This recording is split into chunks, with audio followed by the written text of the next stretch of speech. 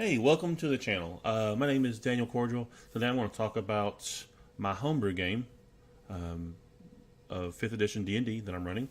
And pretty much what this channel is going to be about is about that game and about my views on how you run a D&D game. And I'll discuss other various things about D&D as it pops up, and probably about anything else that comes to mind when it suits me. So my experience as a DM, pretty much, that's been the main percentage of like what games I've played in. I did 8 years in the Navy. During that time, we'd have like 6 months, and I think the last med cruise was a 9 month cruise. But every morning, after my 12-hour shift sitting in the radar room, I would go down to the mess decks on the aircraft carrier, USS Enterprise, and we would run D&D. And I would run D&D every morning, probably for another 2 hours, maybe even 3, before I went to sleep. And a lot of times those games, there might have been like one or two people that were there every morning. Otherwise, it was like whoever wanted to show up and play. Yeah. So, and to save money sometimes when we pulled into port, especially on the second Met cruise, because I'd already seen it all. I didn't really care about going out and seeing too much. I'll go out occasionally, but we play D&D. If I had a day off that I wasn't on duty on the ship or standing watch or something, we'd play D&D on the mess decks. So it was, and it'd be like 15, 20 people would show up to play in my game, and I'd be like, oh my god, what do I do? So there's that, and that's a little taste of what I'm getting now, because now my current game, again, homebrew. I've never really ran anything that wasn't homebrew. I've done one game where I tried to run it like in the Dragonlance world. Kryn, is that the name of Kryn? Whatever. I can't remember because on the spot on this video. Just make fun of me in the comments down there. Just whatever. Yeah. Just go down there and be like, "You're an idiot." Yes, it's Dragonlance world is this whatever. But Raceland and Caramon or Caramon or however you want to say it. That's one of my favorite characters. I pull a lot from Raceland when I play like higher level mages. With that, I don't see, in my opinion, like the higher level mages in games don't get to that point without doing a little bit of evil, a little bit, So a lot of them aren't. There's no perfect mages in my game. High level mages anyway.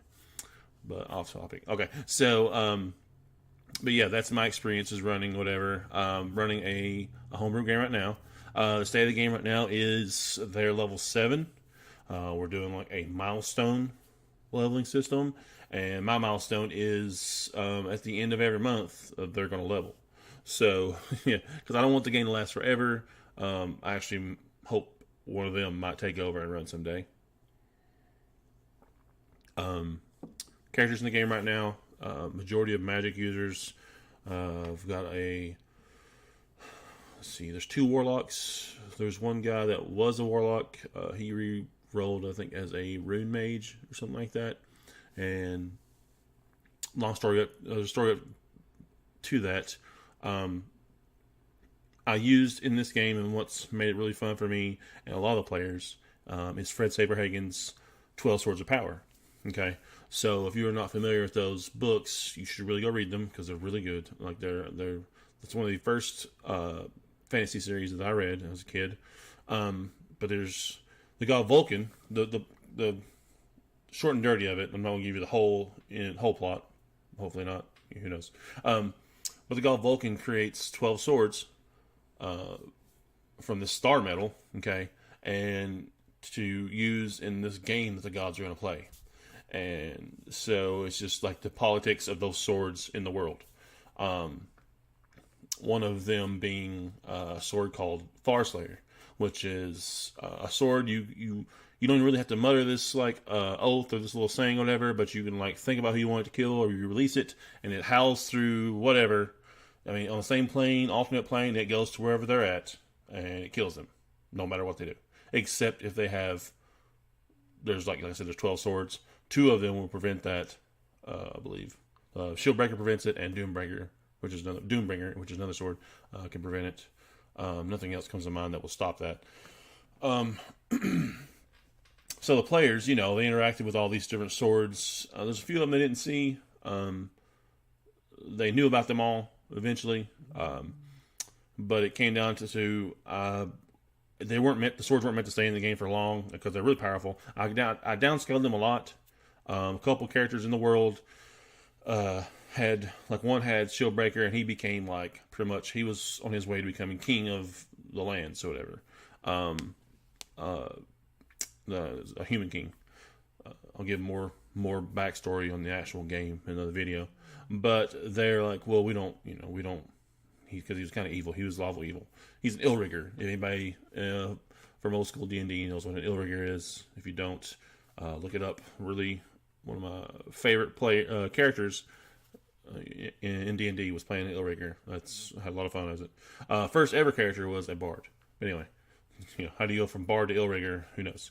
But anyway, and yeah, that's going to be about pretty much what this channel is about. Me just talking about the game, the different goings on in the game. This is, like I've said, my first video, so the format's kind of going to be trash until I figure out a good way to do this. So if you have any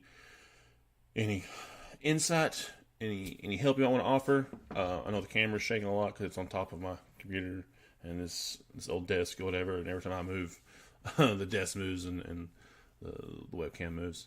But yeah, so anything you want to add or you want to talk about or you want me to discuss or whatever, I don't care. I also do some streaming stuff on Twitch on occasion when the fancy suits me. Maltros is my name on there. I'll probably put a link down there as Matt Colville says in the doobly-doo down here. So he's really good. He's an influence on me, even though the one thing we disagree on, I think, is I'm that D&D player that hated 4th edition, and he loves it. So, but I've started to pull a few things that he says he uses in his games for 4th edition. That's kind of helped it, that's made it a little more fun. So I highly suggest watching his videos. But yeah, so hope you guys enjoyed it, and like, subscribe, and I'll see you later. Thanks.